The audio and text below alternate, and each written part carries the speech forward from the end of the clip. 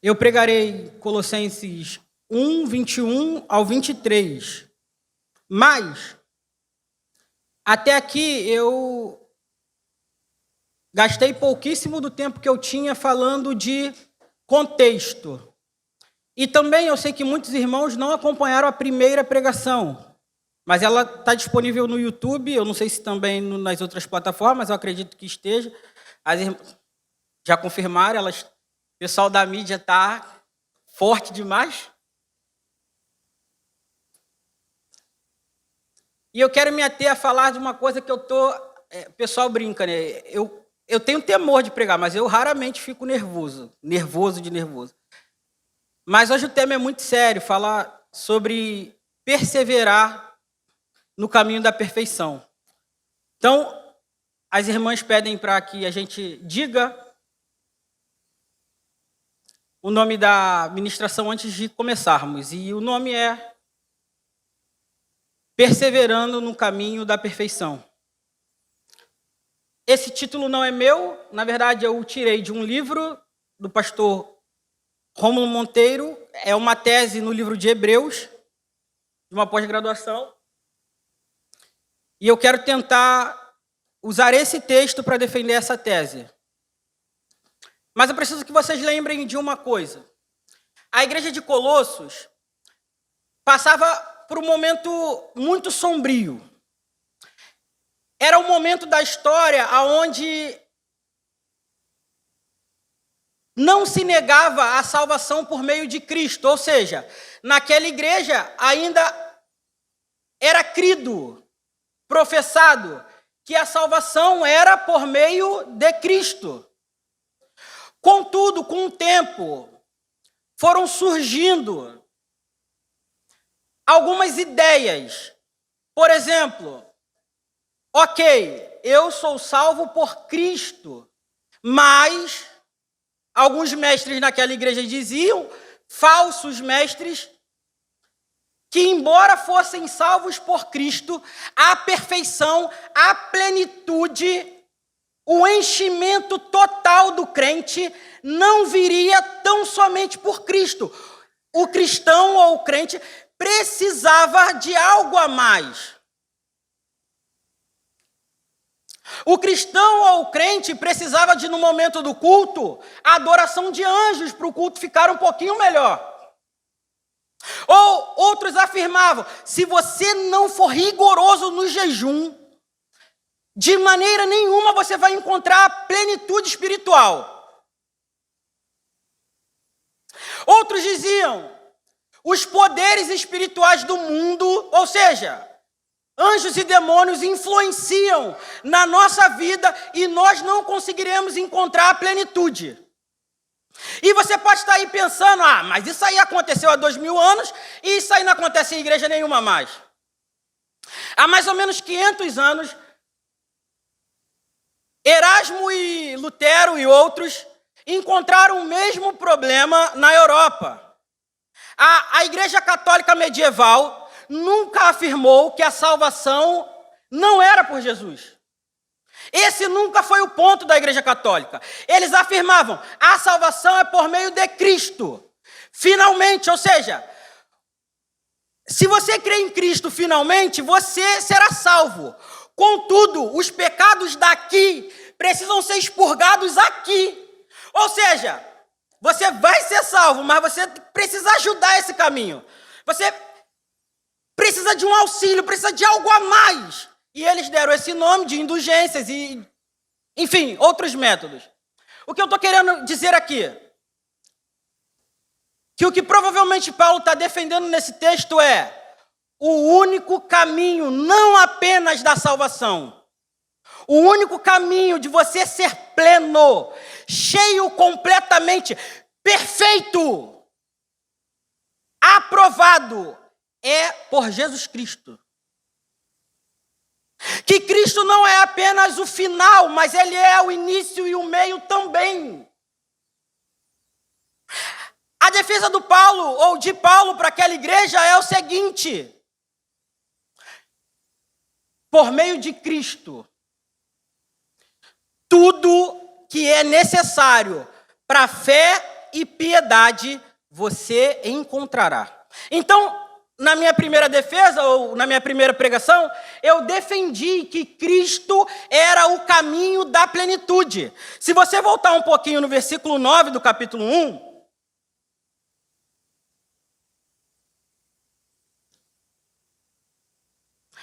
o apóstolo Paulo vai dizer: por esta razão, desde o dia em que ouvimos, não deixamos de orar e de pedir, para que vocês sejam cheios do pleno conhecimento da vontade de Deus, com toda a sabedoria e entendimento espiritual. Nesse dia da primeira pregação, eu defendi que o que Paulo está tentando dizer aqui é que Deus revela Cristo Jesus com toda a sabedoria e por isso os cristãos podem viver em piedade. Ou seja, o caminho da piedade é o conhecimento de Jesus de Nazaré. Mais cedo na aula, o pastor defendia que o coração do homem é totalmente mau, amém? Isso é um problema que você vai ver de Gênesis a Malaquias. Eles profetizaram: há um problema irremediável, incurável. O homem não pode agradar a Deus sozinho. Por quê? Porque ele é caído, ele é mau. Mas é tão verdade quanto que os profetas também profetizaram que na nova aliança Deus daria um novo coração. Vocês lembram de Davi no Salmo 51 dizendo: dá-me um novo coração.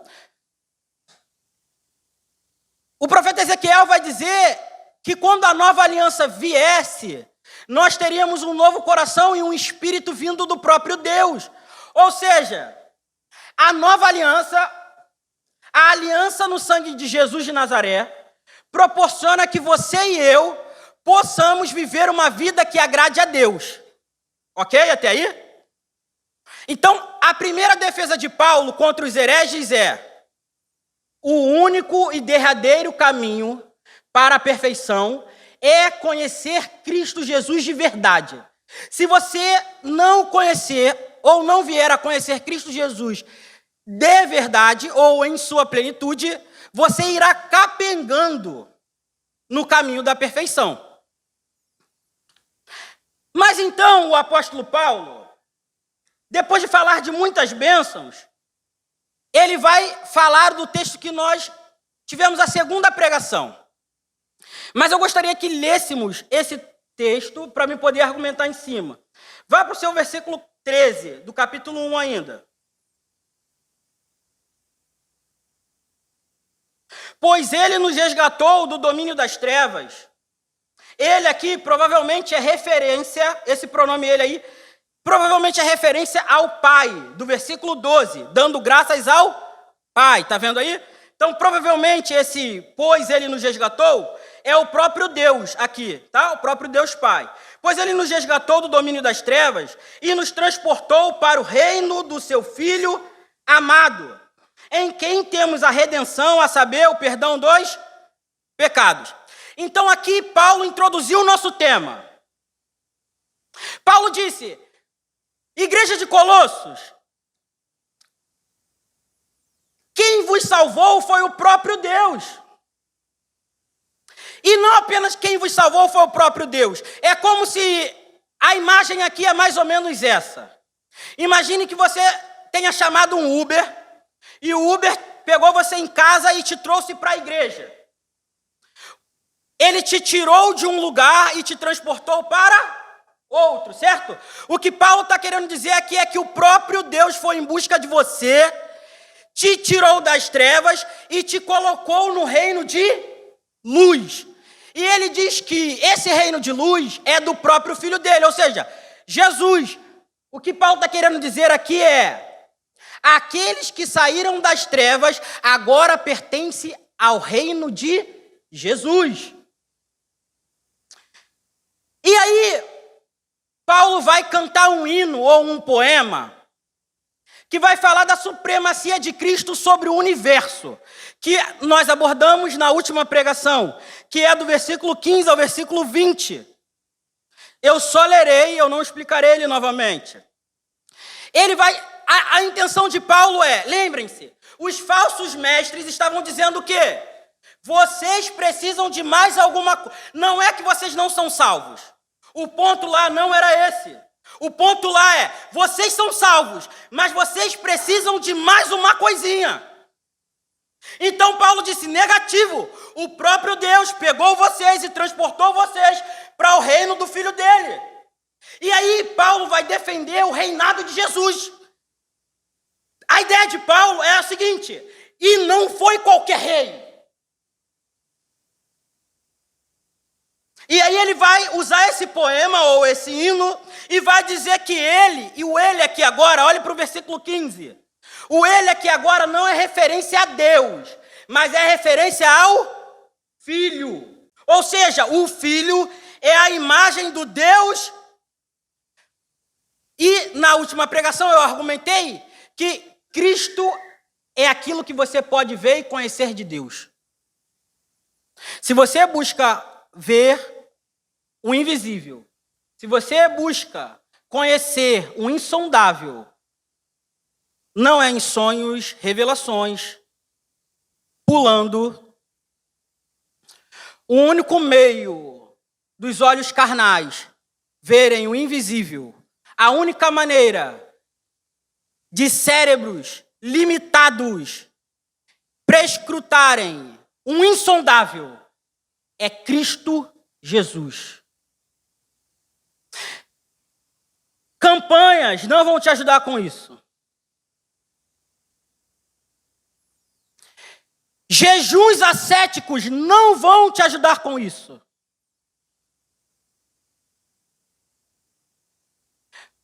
Passar unção não vai te ajudar com isso.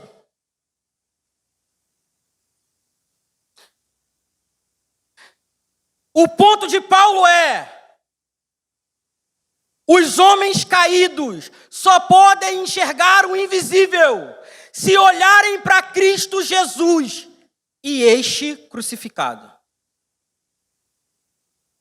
E na defesa de Paulo, sobre quem é o rei, o dono do reino que nós fazemos parte, ele diz, não, o Filho é a imagem do Deus invisível e o primogênito de toda a criação.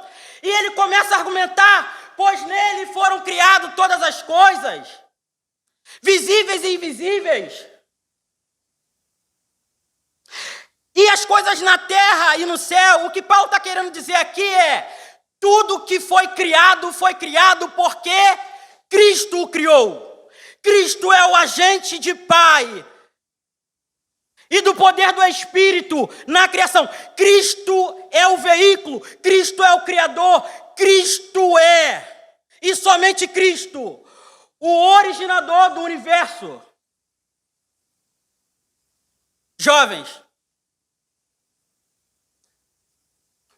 eu tenho tentado defender que a única maneira de você lutar contra o asceticismo, contra todo tipo de ateísmo, é se você olhar para essas escrituras e falar, Senhor, está escrito que o Senhor criou tudo que existe, inclusive coisas invisíveis.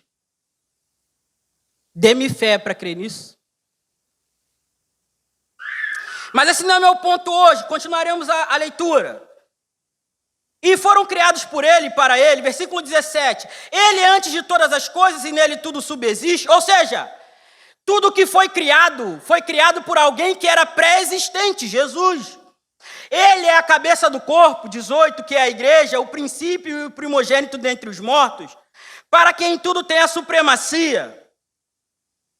Pois foi do agrado de Deus que nele habitasse toda a plenitude, e por meio dele reconciliasse consigo todas as coisas, tanto as que estão na terra quanto as que estão nos céus, estabelecendo a paz pelo seu sangue derramado na cruz. Na última parte do poema, o que Paulo vai defender é que, além de Cristo ser Senhor sobre a criação, Cristo é Senhor sobre a nova criação. O que é a nova criação para Paulo nesse texto? O que nós estamos sendo e vivendo. Igreja. A igreja é a nova criação de Deus no universo. Ou seja, a igreja é o veículo de Deus, onde tudo que é novo será estabelecido. Mas isso é um tema muito profundo e para outro dia. O que eu quero defender aqui é o seguinte: Paulo estabeleceu uma coerência e uma coesão. Você não pode olhar para esses versos e achar que primeiro Paulo está falando que Jesus é o caminho da perfeição e que depois Jesus é o rei do universo. O que Paulo está querendo dizer é: Jesus é o caminho da perfeição. Jesus é a plenitude do que podemos conhecer de Deus. E o que ele vai defender agora é: Jesus é a plenitude do seu aperfeiçoamento. O que Paulo vai defender aqui, meus irmãos, é acabar com praticamente todo o nosso emocionalismo. E aqui está falando para vocês alguém que é carismático.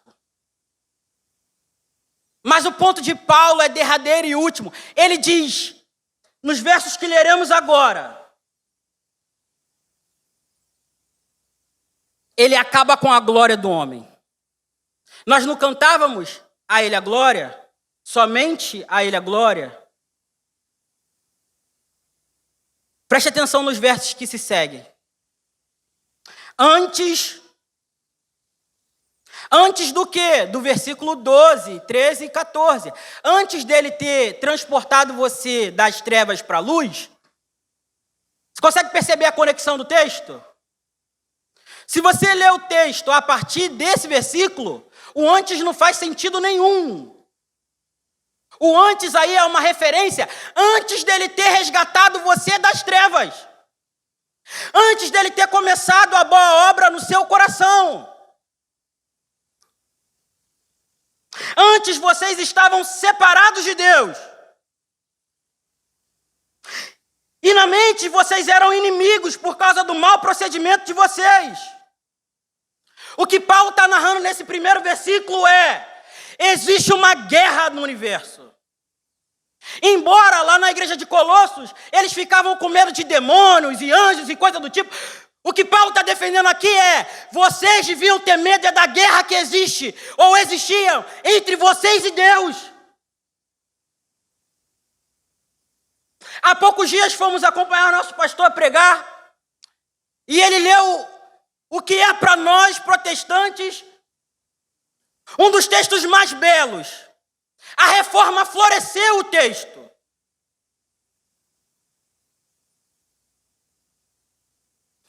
Justificado, pois, pela fé, temos paz. A minha pergunta é: algum dia você já teve convicção de que os seus pecados geravam ira em Deus? Eu não estou falando que Deus ficou chateado. Eu não estou falando que Deus... Algum dia você olhou para um Deus tão sublime, santo, santo, santo, e você falou: o que eu faço provoca uma ira santa no meu Deus? O que Paulo está fazendo aqui, ele não está querendo colocar os crentes na depressão. Já viu o pregador que termina de pregar e fala assim: meu amigo, eu achei que eu estava arrumado, agora eu estou acabado. O que Paulo está fazendo aqui não é esse tipo de coisa. O que Paulo está fazendo aqui é, ele está levantando um contraste para que o que ele vai falar em seguida fique mais belo. Por que eu te fiz essa pergunta? Para você lembrar do dia que você deitou no travesseiro e não tinha convicção de que ia passar a eternidade com o único que é bom. Nós tínhamos um relacionamento totalmente quebrado, destruídos. Nós não podíamos ser quem éramos. Nós não podíamos estar com quem amávamos, Deus. E o versículo 22 nos traz um pouco de paz, porque ele começa: mas agora, não como antes, Não como semana passada ou o mês passado. Não como ontem antes de dormir que você acessou pornografia. Não, não, não, não. Agora, eu estou pregando no dia que se chama hoje. Hoje, se você ouvir a voz de Deus, não endureça o seu coração.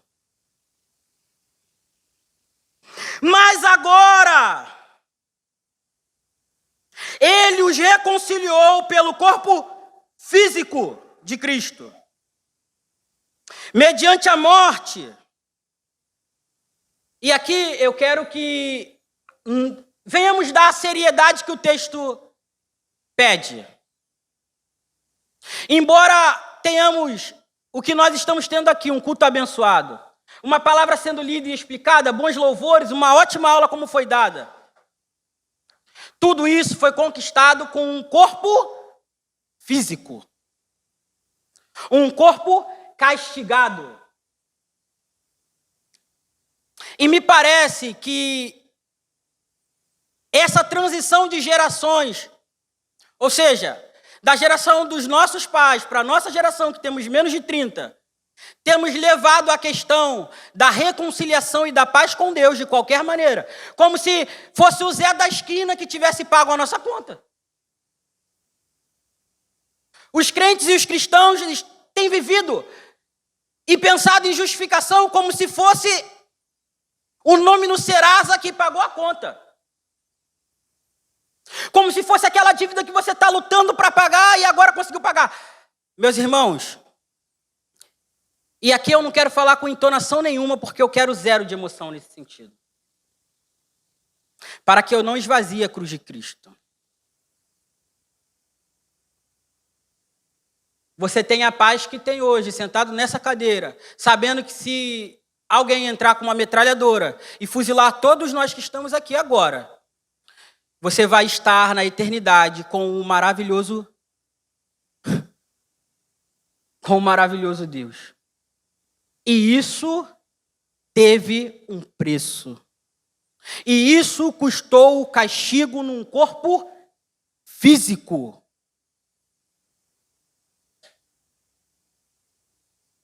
Vocês conseguem entender por que Paulo está defendendo que a plenitude espiritual, que ser cheio completamente, derradeiramente, que se transbordante, não é uma questão do que eu faço, mas do que foi feito? Ah, Mateus, mas você está indo longe demais.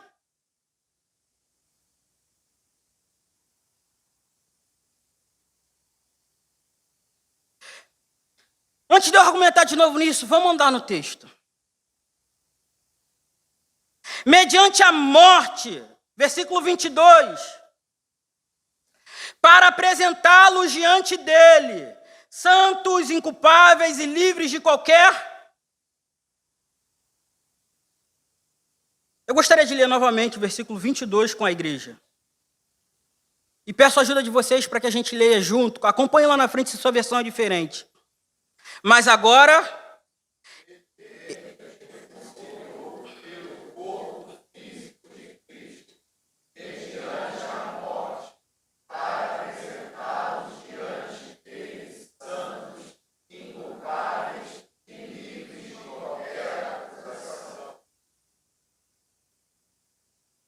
santos, inculpáveis e livres do seu pecado de ontem, do seu pecado de hoje e do seu pecado do mês que vem.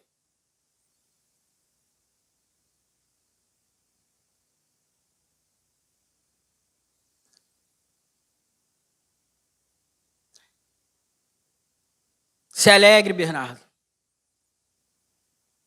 Nada e ninguém pode te separar do amor de Deus em Cristo Jesus. Nem ontem, nem hoje, nem semana que vem.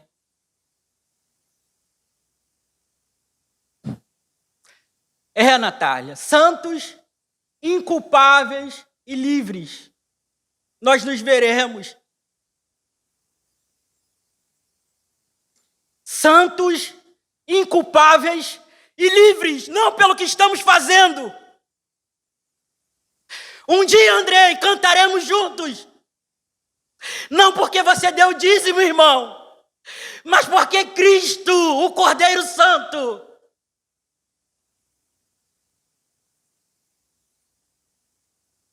porque Ele fez o que não podíamos fazer.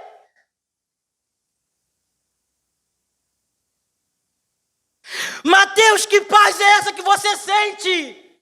É fruto do que tu faz? Não, não, não, não, não.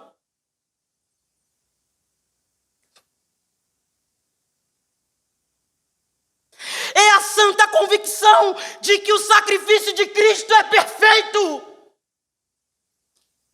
PIB de Parque Alvorada, não vos abateis. Não adorem outro. Não façam jejuns para serem aceitos. Façam por amor, por zelo. Santos, inculpáveis e livres. Não há nada, Evandro. Não há nada mais perfeito, doce e santo do que a obra de Cristo. Agarre-se tão somente a ela. Faça de toda a tua esperança um alicerce firme sobre a obra de Cristo. Suas dúvidas não podem tirar você do amor de Deus. Santos, inculpáveis e livres, hoje, amanhã e para sempre. Frio, nudez, fome, espada, perseguição, principados e potestades, nada, ninguém poderá te separar do amor de Deus.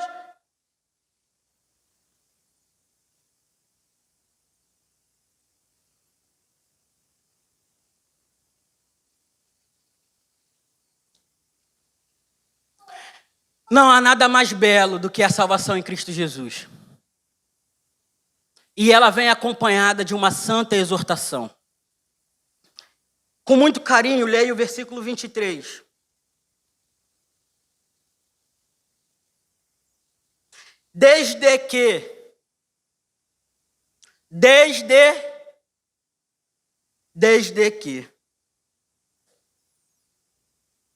Desde que façam mais jejuns, orem um pouquinho mais, aumentem o dízimo, deem mais ofertas.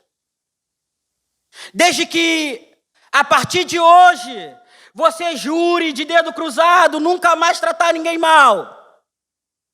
Desde que, a partir de hoje, você dê uma cesta básica por mês. Não. Desde que continuem alicerçados e firmes Desde que continuem alicerçados e firmes Mateus, o que eu preciso para encontrar com Cristo no reino eterno e celestial? O que eu preciso para quando Cristo vir nas nuvens, eu abraçar o meu Senhor vitorioso? Fé. Fé que foi por você. Eu não estou perguntando se você crê que eu serei salvo, que o pastor ou que o seu irmão do lado. Eu não estou perguntando se você tem certeza que os seus pais, os seus avós são salvos. Desde que você continue alicerçado e firme na fé. Sem se afastarem de campanhas.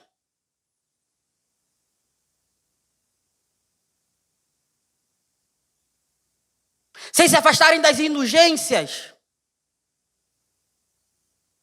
Sem se afastarem da esperança do Evangelho. Que vocês ouviram e que tem sido proclamado a todos que estão debaixo do céu.